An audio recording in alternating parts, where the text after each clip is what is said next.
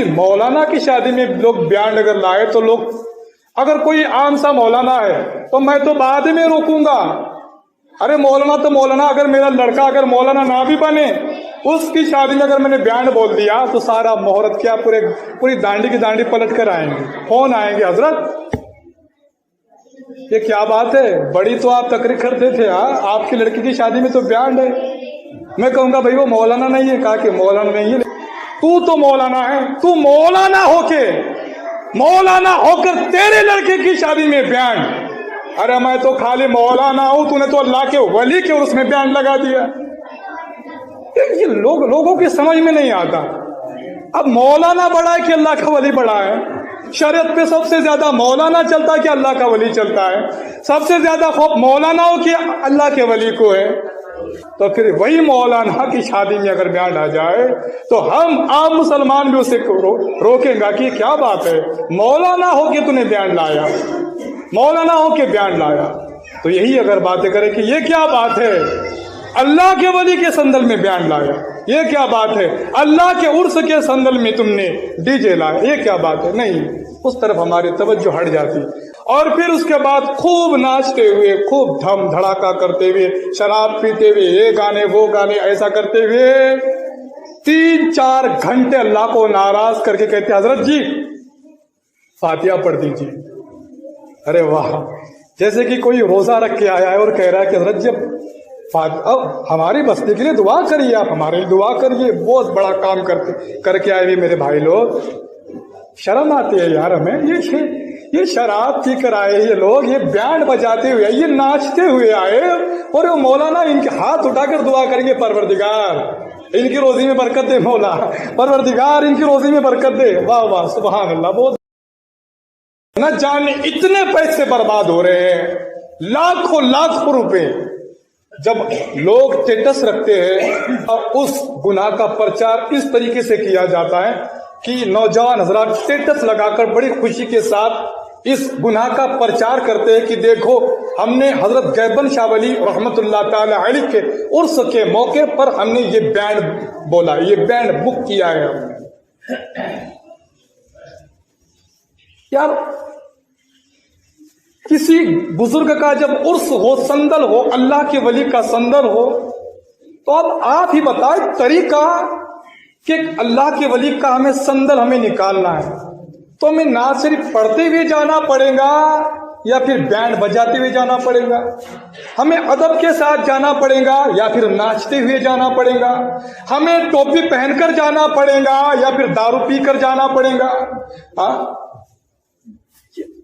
پھر آپ یہ معاذ اللہ رب، یہ چیزیں تو حرام ہے ہی، مگر آپ نے ایک بزرگ کے عرس کے نام پر آپ شراب پی رہے ہیں، آپ ایک اللہ کے ولی کے نام پر آپ ڈانس کر رہے ہیں. ارے شراب تو حرام ہے ہی، مگر اسی شراب کو اگر آپ مسجد میں لے کر آ جائیں تو یہ کتنا بڑا گناہ ہے. شراب تو حرام ہے ہی، اس کی شراب کو آپ عرس میں سندل میں لے کر آ جائیں، کتنا بڑا. آج گھروں میں ہمارے گانے بج رہے ہیں، ایسے گانے بجتے جیسے گانا بجتا ہے ویسی فیلنگ دل کے اندر اترتی ہے، ویسی فیلنگ محسوس ہوتی ہے.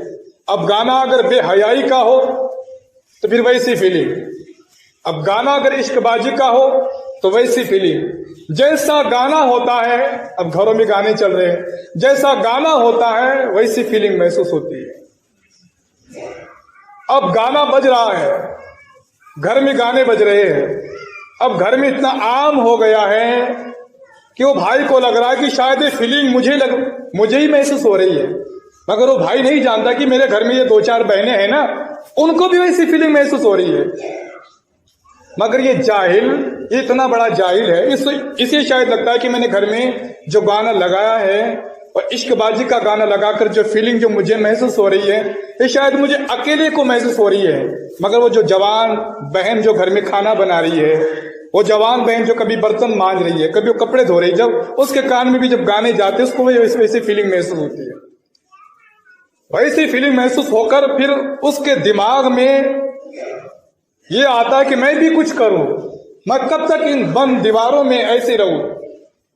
وہ گانا اسے کھینچتا ہے، وہ گانا اس کو بہلاتا ہے، اور پھر وہ جب اس گناہ کرنے پر اترتی ہے پھر یہ بھائی کہتا ہے کہ میری ناک کٹ گئی، اس کو آنے دو، اس کی گردن اڑا دوں گا۔ ارے تو ہی تھا، تو نے اسے اس راستے پر لایا۔ اگر تیرے گھر میں گانا نہ بجتا تو بہن ڈرتی کہ جب میرے گھر میں جو بھائی ہیں، جو میرا باپ ہے، وہ گانا نہیں بجاتا تو اس کی کیا ہمت کہ وہ گانا سنے۔ لیکن آج لڑکیاں بھی بڑی گانے سن رہی ہے، اور یہ بیماری ہمارے دیہاتوں میں، چھوٹے چھوٹے گاؤں میں ایسے آ گئی ہے کہ زیادہ تر یہاں پر عورتیں کہتی ہے کہ نہیں جی شادی میں تو گانے ہونا، باجے ہونا، ڈی جے ہونا، بھائی نا شادی۔ میں پوچھتا ہوں، جو عورت کا کردار تھا شرم و حیا کا، پہلے اگر نوجوان یہ بات کرے تو تھوڑا الگ لگتا تھا، مگر آج وہ عورت اگر یہ بات کرے کہ نہیں مجھے بھی ڈانس پسند ہے، مجھے بھی ناچ گانا باجا پسند ہے مجھے بھی، تو میں سمجھتا ہوں اب میری قوم کو کس طریقے سے اس بیماری سے نکالا جائے۔ ہائے اللہ کی جو عورتوں میں شرم زیادہ ہوتی ہے، ہاں نا، جب آدمی سے جب شرم و حیا عزت جب نکل جاتی ہے، میرے آقا نے فرمایا، میرے حضور کی حدیث ہے، اس کا مفہوم ہے کہ میرے آقا فرماتے ہیں جب آدمی سے حیا نکل جائے تو پھر وہ جو چاہے کرے۔ آدمی سے جب حیا نکل جائے، اس لیے کہ حیا، ایک حدیث یہ بھی ہے کہ حیا جو ہے ایمان کا حصہ ہے، الحیاء من الایمان، حیا جو ہے یہ ایمان کا جز ہے۔ اگر حیا نکل گئی تو ایمان نکلنے میں دیر نہیں لگتی، اس کا مطلب علماء نے یہ بتایا۔ اور ہے نا حیا اور عزت، یہ ایسے ہے کہ آدمی اگر عزت دار ہے، حیا دار ہے، تو عزت دار آدمی، حیا دار آدمی تھوڑا گناہوں سے بچنے کی کوشش کرتا ہے، وہ ڈرتا ہے، معاشرے سے بھی ڈرتا ہے۔ مگر جب عزت بھی ختم ہو جاتی، حیا بھی نکل جاتی ہے تو وہ بے دھڑک گناہ کرتا ہے۔ وہ ہے نا مراٹھی میں عزت نہ آبرو نمی کشل گابرو، تو جب وہ عزت دار رہتا ہی نہیں تو وہ کسی سے ڈرتا نہیں۔ بھائی میری عزت ہی نہیں ہے، میں شراب پیوں، میں ڈانس کروں، میں ناچوں، کچھ بھی کروں میں، تو بات سمجھ میں آتی وہ عزت دار ہے ہی نہیں، اس کی طرف کائے کو دیکھتا ہے؟ تو عزت دار ہے، تو حیا والا، اس لیے تجھے سمجھایا جا رہا ہے۔ تحقیقات کی جب بڑے بڑے محقق لوگوں نے، تو دیکھا جو نیچی ذات کے جو جانور رہتے ہیں، بندر، کتے، بھالو، یہی ناچتے ہیں، مگر جو اونچی ذات کے جو جانور رہتے ہیں، شیر ببر، شیر ٹائگر، یہ نہیں ناچتے۔ کبھی دیکھا آپ نے اس کو؟ اگر سرکس میں بھی لے کر گئے نا شیر کو، تو وہ سرکس میں بھی ناچا نہیں، وہ نہیں ناچتا، شیر کبھی ناچا ہی نہیں۔ بندر تو اچھل اچھل کے ناچتا ہے، کتا بھی ناچتا ہے، بھالو بھی ناچتا ہے۔ تو ہمیں تو اس پر فخر ہونا چاہیے کہ الحمدللہ ہم تو شیر ہے، شیر، ہم شیر ہے، وہ شیر نہیں ناچتا۔ کیا جتنے ناچ رہے ہیں بندروں کی تعداد ہے، یہ بندروں کی تعداد ہے۔ یہ اس کی شروعات کب سے ہوئی؟ تو حضرت داؤد علیہ السلام جو ایک نبی ہے، حضرت سلیمان علیہ السلام کے والد حضرت داؤد علیہ السلام، حضرت داؤد علیہ السلام جو ایک نبی بھی ایک بادشاہ ہے ماشاءاللہ، تو حضرت داؤد علیہ السلام کی آواز بہت پیاری تھی، بہت پیاری تھی۔ جب آپ تلاوت کرتے تھے زبور کی، تو آپ کی تلاوت سے، یعنی جب آپ تلاوت کرتے تھے اور لوگوں کو پیغام دیتے تھے اللہ کا، تو آپ کی تلاوت سے آپ کی قرات اتنی خوبصورت تھی، انسان تو انسان، پرندے بھی وجد میں آ جاتے تھے، پرندے بھی وجد میں آ جاتے تھے۔ اور جب آپ تلاوت کرتے تھے تو جنگل کے درندے آپ کے قریب بیٹھ جایا کرتے تھے اور آپ کی تلاوت کو سنا کرتے تھے۔ ارے جب درندے پرندے جب آپ کی تلاوت سن کے وجد میں آ جاتے تھے تو پھر لوگ آپ کی تلاوت سن کر دور دور سے کھینچے چلے آتے تھے۔ جب وہ قریب ہو کر آپ کی تلاوت قرات سنتے تھے، تب وہ جو زبور کی جو تلاوت ہوتی تھی وہاں سے پیغام ملتا تھا اللہ کا، جو اللہ کا پیغام ملتا تھا، اور پھر وہ لوگ حضرت داؤد علیہ السلام پر ایمان لاتے تھے، حضرت داؤد علیہ السلام کا کلمہ پڑھتے تھے۔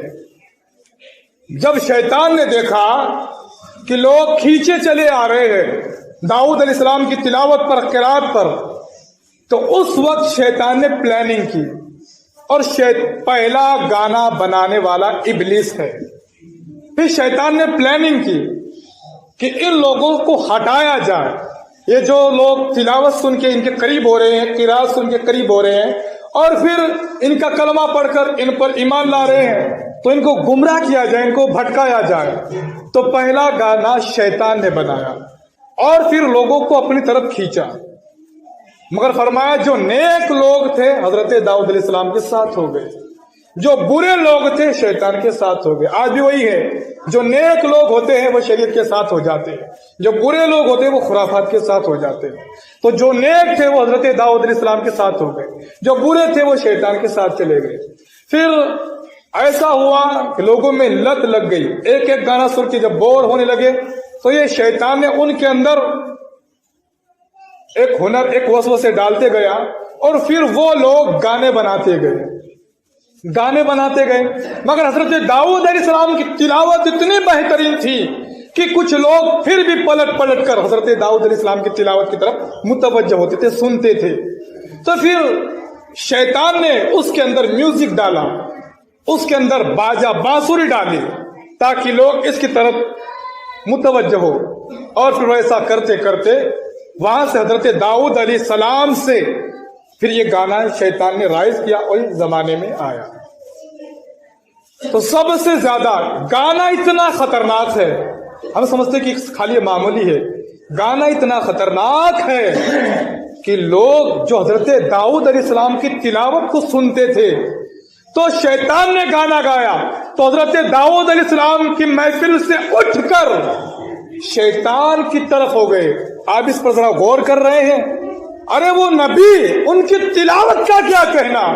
آج اگر کوئی قاری قرآن جب قرآن سناتا ہے تو الحمدللہ دل خوش ہو جاتا ہے. حضرت داؤد علیہ السلام، ارے جن کی تلاوت ہو کہ پرندے بھی وجد میں آ جائیں، مگر جب شیطان نے وہ گانا لایا کہ ایسی تلاوت کہ پرندے بھی وجد میں آ جاتے تھے، مگر جب یہ دنیا میں جب یہ گانا آیا تو گانا جب دنیا میں آیا تو لوگ اتنی بہترین تلاوت چھوڑ کر گانا سننے کے عادی ہو گئے.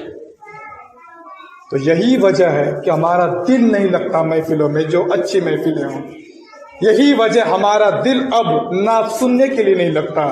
یہی وجہ ہے اب ہمارا دل قرآن کی تلاوت کرنے کے لیے نہیں لگتا. یہی وجہ ہے کہ اب ہمارا دل نمازوں میں، سجدوں میں، رکوع میں نہیں لگتا. جو گانا داؤد علیہ السلام کی تلاوت سے محروم کر دے، ارے وہ گانا یہ چھوٹے چھوٹے بیانات کیوں سننے دے گا؟ ارے وہ گانا یہ ہم جیسوں کی تلاوت کیوں سننے دے گا؟ وہ گانا کسی اچھے نعت خواہ کی نعت کیوں سننے دے گا؟ تو یہ گانا اسلامی ماحول، یہ گانا مسلم سماج میں لا کر اس طریقے سے نقصان کیا مسلمانوں کا کہ لوگوں نے پھر شرعی محفل سجانا چھوڑ دیا. کیونکہ لوگ کیا ہوتے ہیں وہ کہ بس ہمارا من لگے، منورنجن ہو.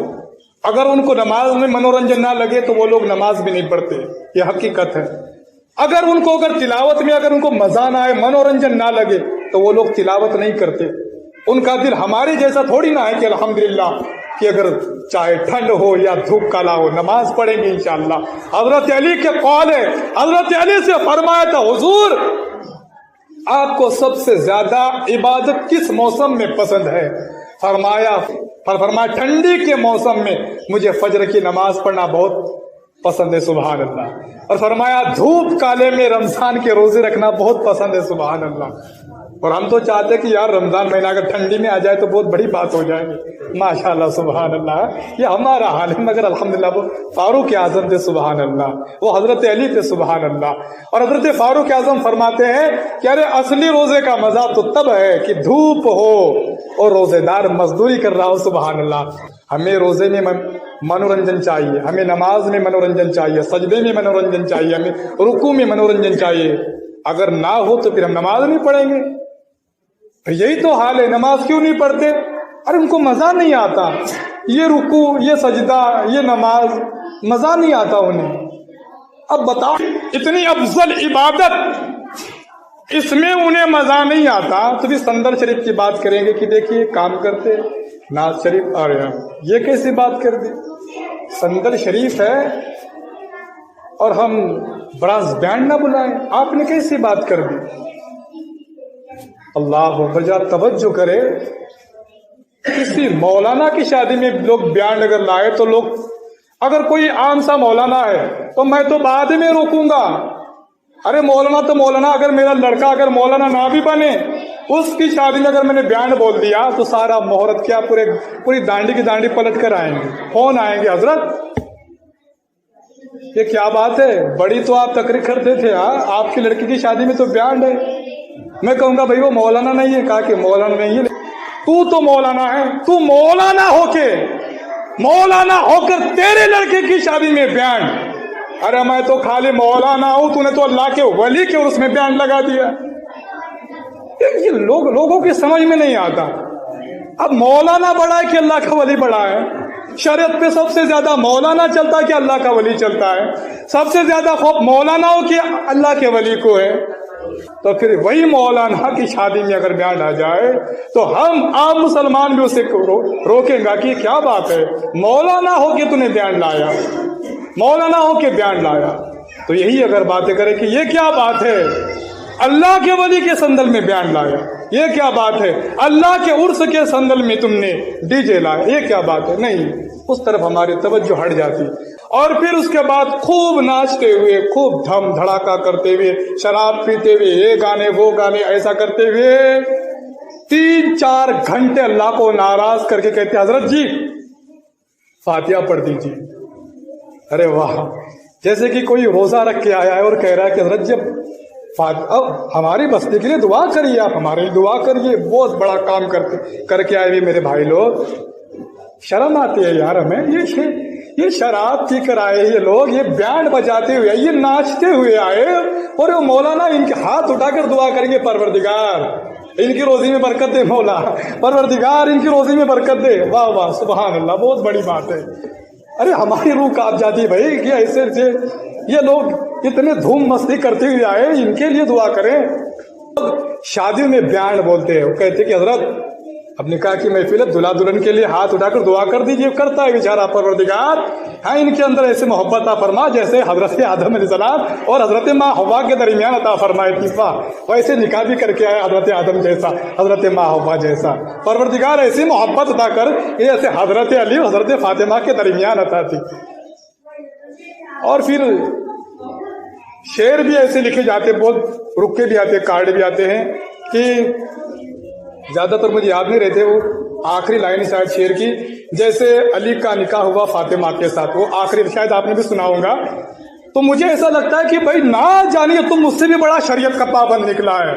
شعر اتنا بہترین کہ جیسے علی کا نکاح ہوا فاطمہ کے ساتھ، ایسا شعر جب لکھا ہوا رہتا ہے اور بھی کہا جاتا ہے کہ نہیں بہت بڑا بیان ہے. ارے باپ رے، اللہ اکبر. تو بھائی شعر لکھنے کی کیا ضرورت تھی کہ جیسے علی کا نکاح ہوا فاطمہ، ایسے تھوڑی نہ لکھا علی کا فاطمہ کے ساتھ نکاح ہوا. آج کل ڈی جے ایسے نکل گئے ہیں کہ آدمی کا کلیجہ کیا زمین ہلتی ہے بھائی، کلیجہ کیوں نہیں ہلے گا؟ کبھی آپ نے دیکھا ہے جب ڈی جے جب بجتا ہے تو ایسا ہوتا ہے بھوکمپ آیا ہے، زمین ہلتی ہے. ارے اتنی سخت زمین جس کے اوپر پہاڑ ہے، اللہ تبارک نے فرمایا تھا کہ یہ زمین، جب یہ زمین گھوم رہی تھی ہم نے اس کے اوپر پہاڑ لا کے رکھ دیے تو یہ ٹھہر گئی.